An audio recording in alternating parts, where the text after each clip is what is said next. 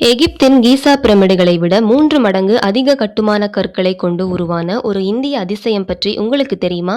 ஆந்திரா மற்றும் தெலுங்கானா மாநிலங்களின் எல்லையில் கிருஷ்ணா நதியின் குறுக்கே கம்பீரமாக நிற்கிறது நாகார்ஜுனா சாகர் அணை. இது மேசன்ரி டேம் என்று சொல்லக்கூடிய உலகின் மிக உயரமான கற்காரை அணைகளில் ஒன்றாகும். ஆந்திராவின் பல்நாடு மற்றும் தெலுங்கானாவின் நல்கொண்டா மாவட்டங்களை இணைக்கும் இந்த அணை 124 மீட்டர் உயரமும் சுமார் 1.5 கிலோமீட்டர் நீளமும் கொண்டது. 1955இல் பாரத பிரதமர் ஜவஹர்லால் நேரு அவர்களால் அடிக்கல் நாட்டப்பட்டது. நவீன இயந்திரங்கள் இல்லாத அந்த காலத்தில் சுமார் 50,000 தொழிலாளர்களின் அயராத உழைப்பால் 1967இல் இது கட்டி முடிக்கப்பட்டது.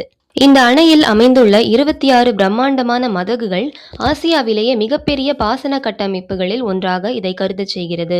இது சுமார் 312 TMC அளவு தண்ணீரை தேக்கி வைக்கும் திறன் கொண்டது.